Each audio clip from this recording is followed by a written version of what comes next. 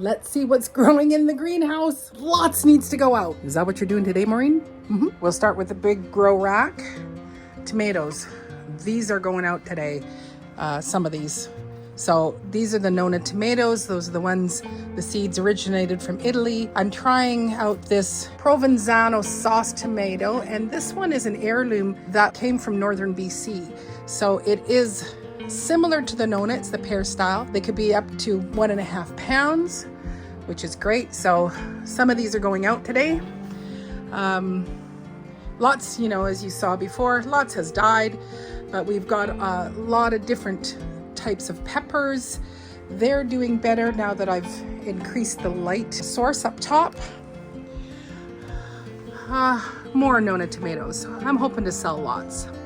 Those peppers are all looking really good. I think those are the California Wonders. This is probably some sort of hot pepper. My favorite, which is the bird's eye chili. The Romas that come from my mom. And then squashes just started. I don't want to move them too much because I was moving them yesterday and was bumping some, so I need to leave them alone. But so I do have the candy roaster on this side, and I do believe, if we look real close, these are the Kusha from Broke Farmer. So they are up. Let's take your little tab off there. So those are going to be exciting for me to try Broke. And of course there's some spaghetti squash, zucchini, patty pans, pickling cukes. I think those are some zinnias that are over there.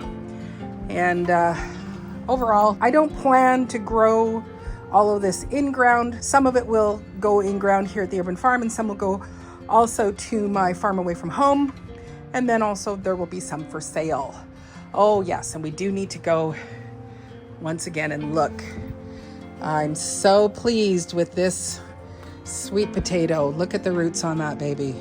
As soon as it's warm enough, those are going out. These ones, they were almost kind of like in the soil, so I just kind of left them in the soil. And then there will be more here, but I might, see, as soon as I lift that up, it's already separating itself. You can see there, the roots are right there. So I'm leaving him right where he's at. He's happy, and it will just go into ground once it's warm enough. Yay! Yams! On the other side, my chicory endive, I only have a few of those going. Cilantro, I kept thinking I didn't have enough of the Nonas, and so I planted some more because they were dying, but I didn't count. So more Nonas there. And I think, yeah, these are sweetie cherries because I thought I didn't have enough of those. So here's some more of the chicory endive.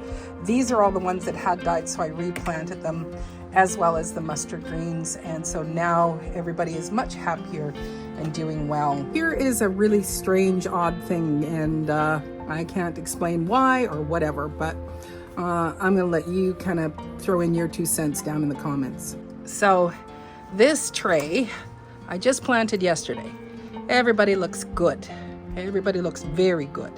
And that is just plain inert soil, all ready to go. This is basically all of those. So I don't know why I get the little green moss and stuff like that on it, if it's just the moisture in here. But these are all the exact same ones as in here. And I have planted in these twice now. So back in March, and most of those are like lettuces and things like that.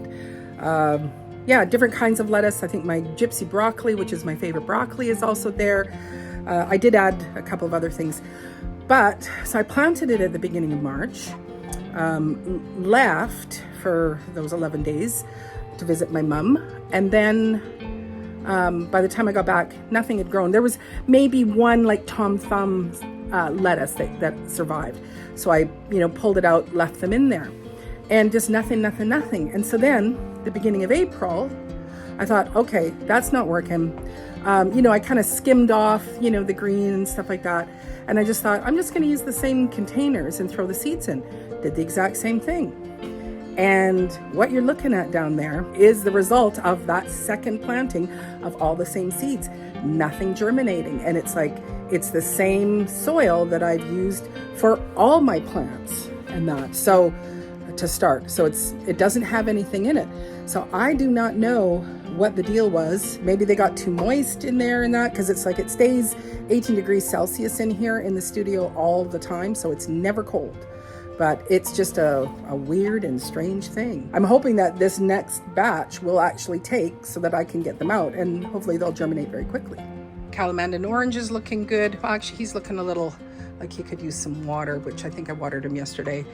That's the Meyer lemon. Those are peppers. They just need to be a bit, cleaned up, but they'll be going out once it's warm enough.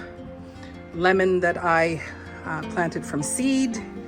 This is also my avocado, again from seed.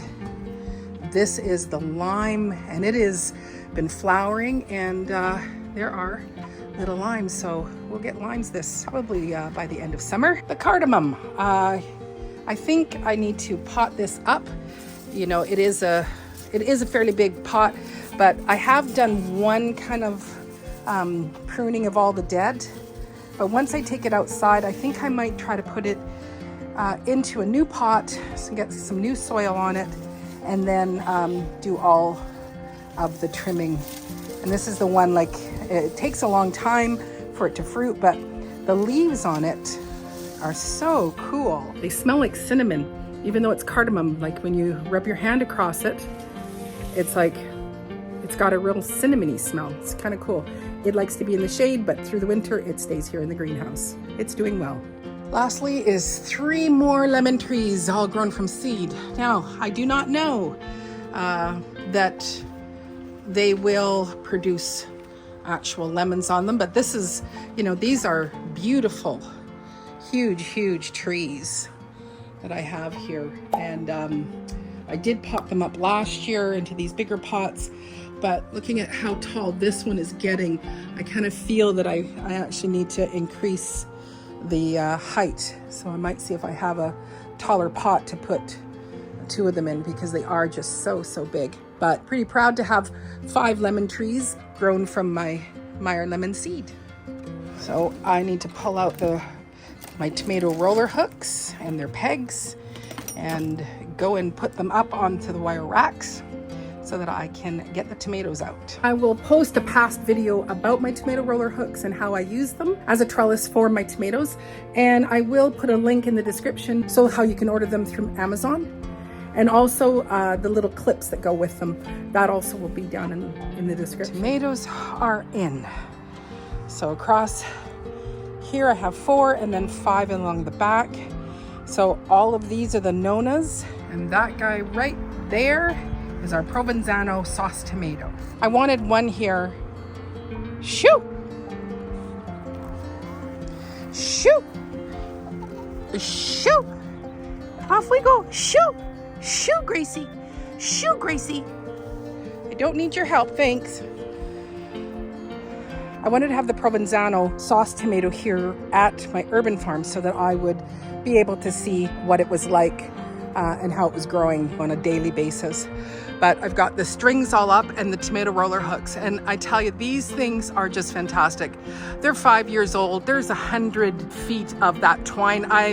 Don't think I've ever cut it off and started with new twine. I use the same twine every year. Like I said, there will be a link for those in the description so you can get your own, and they're just fantastic. Along with that, you'll also want to get these little clips. These are great as well. Again, I've had them for years. They do snap onto the twine, and then they're nice and big to hold your tomato plant. Next, I'll be putting Roma tomatoes here. So usually I put 3, but this year I'm just gonna do 2 on each side. And along the side where you see I have this trellis, I'm going to be putting our sweetie cherry tomatoes. So the majority of this bed is tomatoes. Down below here, I've got radishes and Swiss chard growing, but I cover it just to keep the ladies off. But it has sprouted, so it'll be time to lift it up. So they're all in, and then I had some really old straw from a couple of years ago, so it's really damp. So I've put that as a mulch cover, and that's going to help keep the weeds down and also hopefully keep the ladies out. Anyway, I hope you're having a great day wherever you are, and I look forward to seeing you on that next video. Take care and God bless. Okay, so I wasn't quite done. And now it is still almost done. 2 more plants need to go in, but I'm just going to give you the little update. Yesterday, yes, we planted the Nonas in the back and the one. And then the girls got in there, and unfortunately, they decimated them. Whether they survive or not, I'm not sure.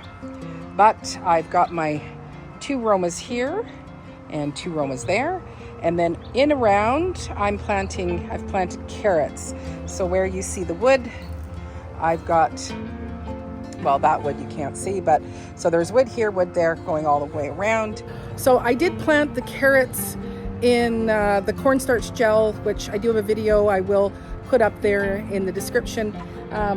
But I'm also doing the plank wood. So what I've done is I've loosened the soil down below, and then I added in just some kind of a real light granulated soil, quite a bit of a few inches.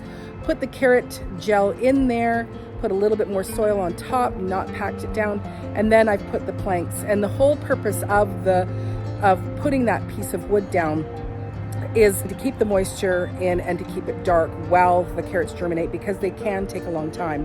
Now I'm putting carrots in with the tomatoes because they are really good companion plants for pests and stuff like that. I'll also be putting in basil once the basil comes up. The carrots are under there. And then I have lifted up the coffee sacks, and you can see that we've got some radishes coming up there